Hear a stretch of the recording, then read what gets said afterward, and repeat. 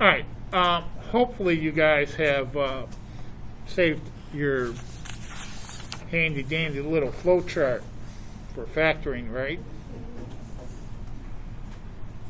All right. We need to revisit some factoring because we're going to be doing quite a bit more factoring using methods, different methods we're going to be learning. So let's go ahead and practice. Okay, the first thing I look for when I go to factor is factor out any common terms. So looking at number 1, can I factor out any common term? Why, yes, I can. Okay, look at the numbers 5 and 35. What can I take out of 5 and 35? 7. That's right, 5. Okay, how many n's can I take out? Well, this one's got 2 n's, this one's got 1, so I can take out 1 n, right? So if I'm taking 5n squared and I'm dividing it by 5n, I have 1n left. 35 divided by 5 is 7. And then n divided by n is just 1, so 7 times 1 is 7. There's my answer. I can't factor n plus 7 any further. All right, number 2, or 3. I have 5x squared minus 30x plus 40. Can I take out any common factors, any common terms? 5. Good. Okay, 5x squared divided by 5, x squared. 30 divided by 5 is 6. Don't forget the x. And 40 divided by 5, 8. Now keep going. Don't stop here. How many terms do I have? Well, I have 3 terms. So I'm going to try the reverse FOIL or the guess and check method.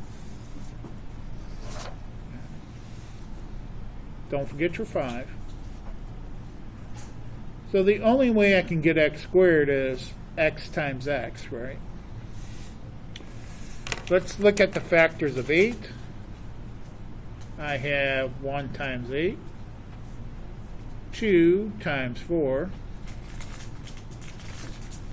and that's it.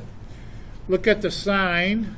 See, they got to multiply to a positive 8, so either I'm going to multiply a positive times a positive or a negative times a negative. Look at the sign of the b term. It's negative, so I know I'm going to be using a negative times a negative.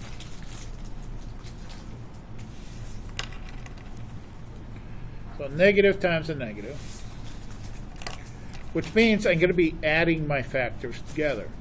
How do you know it's negative times negative again? Say that? How do you know it's negative times negative again? Because I know it has to multiply to a positive 8. Okay? So it's either a positive times a positive or a negative times a negative. It's the only way I can get a product of a positive. Okay, now the negative, I'm going to be adding the 2 factors together, and they're going to be a negative 6. So that's why I chose a negative times a negative. Because I'm going to use negative 2 and negative 4. If I combine those, I get my negative 6. It's going to be negative 2 and negative 4. And that's my answer.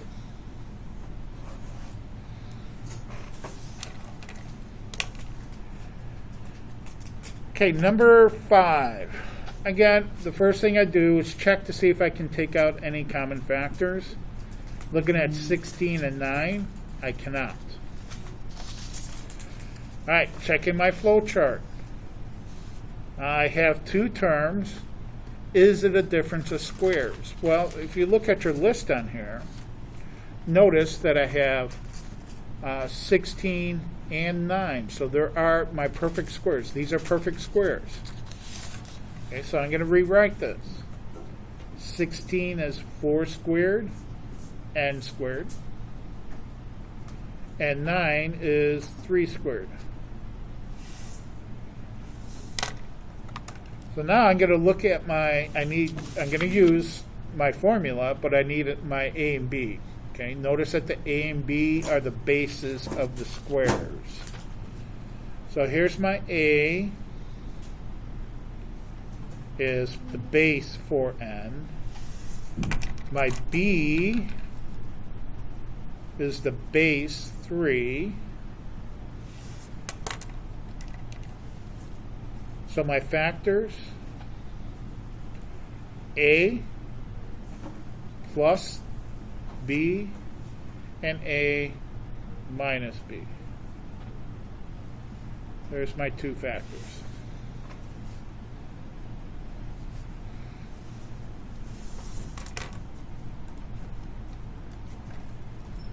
Okay, number 7. Now, number 7, we have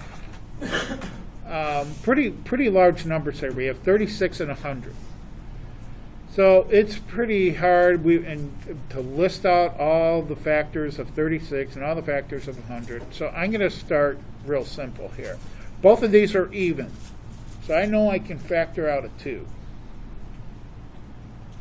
36 divided by 2 is 18. Don't forget your x squared. 100 divided by 2 is 50. See how it makes it more manageable? Now again, I still have a positive numbers here, or even numbers, not positive. So I'm going to take out another 2. So I got my 2 times, I'm going to take out another 2. 18 divided by 2 is 9x squared, minus 50 divided by 2 is 25.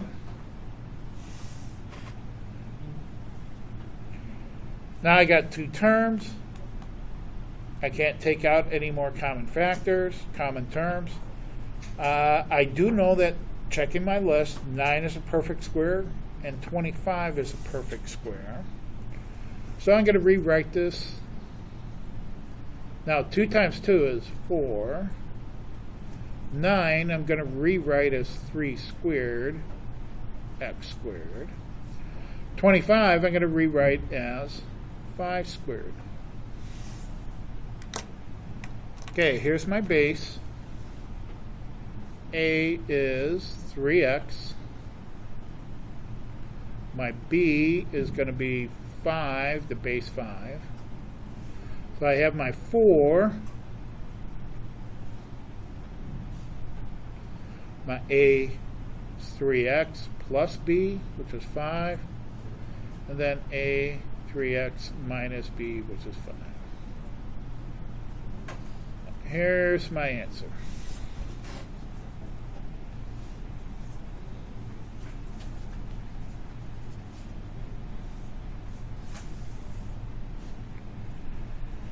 Questions? All right, number 9 is I cannot take out any common terms. It's a 3 term, so I'm going to use my reverse FOIL or guess and check method. Okay, so I'm going to write my factors. See, the only way to get v squared, v times v. 18, factors of 18. 1 times 18. 2 times 9. 3 times 6. Again, they got to multiply to a positive. So it's either going to be a positive times positive or negative times negative. They have to add up to a negative, so I know I'm going to use negative times negative.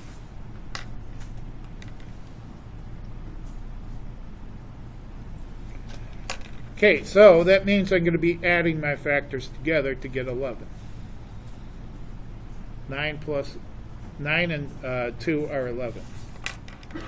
So but actually adding two negative numbers together. So I'm going to use 2 and 9. Now, I'm going to check this by using my arches, right? Negative 2v for the inside. Negative 9v for the outside. Add those together, I get my negative 11v. So I know I did this one right.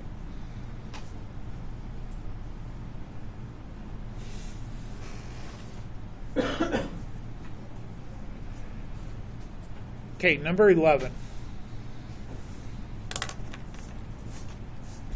Cannot factor out any common terms, but this still isn't too bad, even though my coefficient for the squared variable, it's a prime number, so the only way to get 3a squared is 3a times a. So it's still not too bad of a problem. Factors of 15. Let's see, I've got 1 and 15. 3 and 5.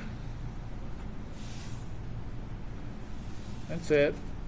They're going to multiply to a negative, so I have a negative times a positive, or a positive times a negative. So I don't know which one to use yet.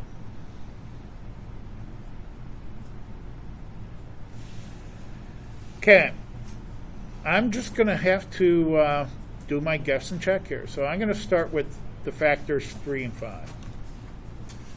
So I get a 3 here and a 5 here. This is going to give me 3a. Now I'm not worried about the signs yet. So 3a. This is going to give me a 15a. And I'm trying to get a negative 4a. And there's no way by subtracting 15 and 3 that I'm going to get a 4. So that's not going to work. But before I toss the 3 and the 5, I'm going to go ahead and switch them.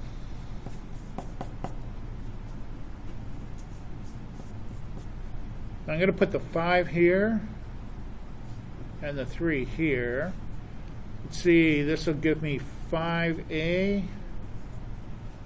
This will give me 9a. And if I could subtract the 5a from the 9, or actually the 9a gets the negative, and the positive 5a, I'll get my negative 4a. So I need to put the negative with the 5 and the positive with the 3. That'll give me my negative 5a. Oh, nope, I made a mistake. This should be positive, and this should be negative. Okay, positive 5a, negative 9a gives me my negative 4a. So there's my factors.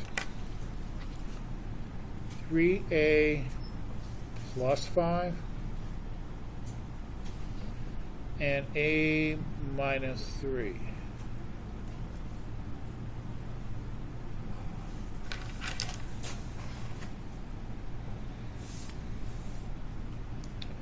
Okay.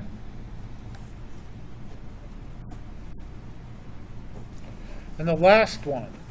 The last one's the hardest because our coefficient of the squared variable is not a prime number. However, our c is prime, so could be worse. All right, factors of 10. 1 times 10. 2 times 5. Factors of 3. I have 1 times 3. See, they're going to multiply to a negative. So one has to be positive, the other negative, or negative positive. But the only thing I know for sure is the parentheses here.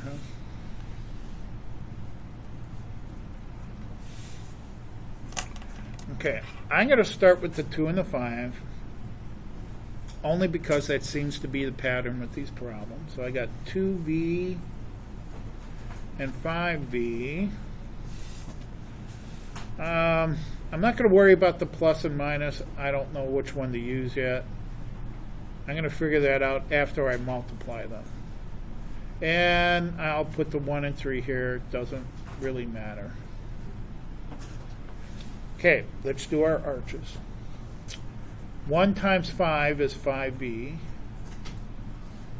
2 times 3 is 6v.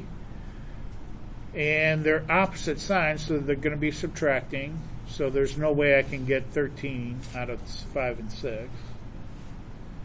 So I'm going to switch them.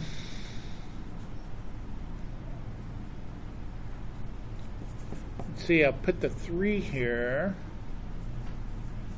and the 1 here. Let's see, this will give me 15v. This will give me 2v. And again, I'm going to be subtracting because they're opposite signs. I need a positive 13.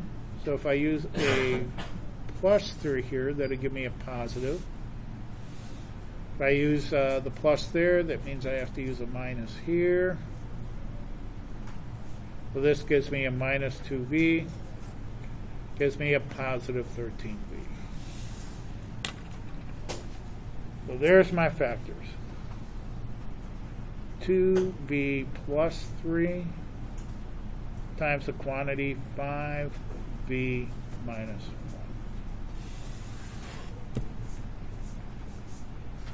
Now,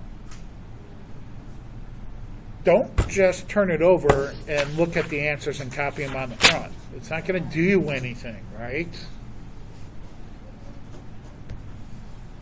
Also, you have a week 12 Delta Math, okay, between, and probably will run into next week. If you notice, I give you a Delta Math every other week so that you guys have like 2 weeks to do them. So many of you didn't do the last one. So when you finish, if you finish 2 through 14, the evens, start your Delta Math. Don't wait till the last day, okay? I know there's a lot of different skill sets on there, but you can do, I think there's 2 factoring skill sets. You could do those after you're done with these. You got plenty of time to do both. Shouldn't be playing games on the video or, you know, on your cell phones or texting or sleeping or any of the other fun stuff that you would love to do during school. Questions, comments, concerns?